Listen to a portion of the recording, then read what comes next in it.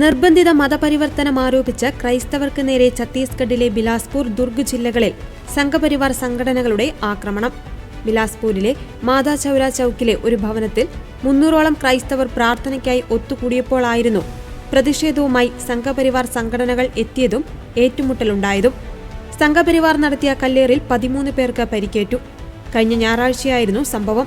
സ്ഥലത്തെത്തിയ പോലീസ് പക്ഷപാതപരമായി പെരുമാറുകയും 7 ക്രൈസ്തവ വിശ്വാസികൾക്ക് നേരെ മാത്രം കേസെടുക്കുകയും ചെയ്തു. കള്ളക്കേസ് പിൻവലിക്കണമെന്നാവശ്യപ്പെട്ട് 100ഓളം ക്രിസ്ത്യാനികൾ പോലീസ് സ്റ്റേഷൻ വളയുകയും ചെയ്തു.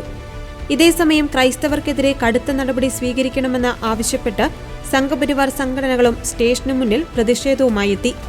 ഇരുവിഭാഗവും 10 മണിക്കൂറിലധികമാണ് പ്രതിഷേധവുമായി പോലീസ് സ്റ്റേഷനിൽ തുടർന്നത്.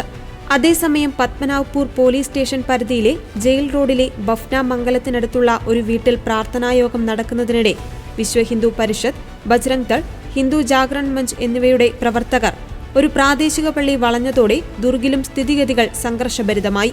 തീവ്ര ഹിന്ദു സംഘടനാ നേതാവ് ജ്യോതി ശർമ്മയുടെ നേതൃത്വത്തിലായിരുന്നു ക്രൈസ്തവ വിശ്വാസികൾക്ക് നേരെ ആക്രമണം നടന്നത്. പ്രയർ ടവറിനു ചുറ്റും മുദ്രാവാക്യം വിളിക്കുകയും സുവിശേഷ പ്രവർത്തകരെ ആക്രമിക്കുകയും ചെയ്തു. മതപരിവർത്തന ആരോപണങ്ങൾ ക്രിസ്ത്യൻ നേതാക്കൾ ശക്തമായി തള്ളിക്കളഞ്ഞു. സ്ഥലത്തെത്തിയ പോലീസ് നീണ്ട വാദപ്രതിവാദങ്ങൾക്കൊടുവിൽ ആക്രമണം, ദുരുപയോഗം എന്നീ കുറ്റങ്ങൾ ചുമത്തി ഇരുവിഭാഗത്തിൽ നിന്നുമായി 2 പേരെ പോലീസ് കസ്റ്റഡിയിലെടുത്തു. ഇരുവരെയും പിന്നീട് ജാമ്യത്തിൽ വിട്ടയച്ചു.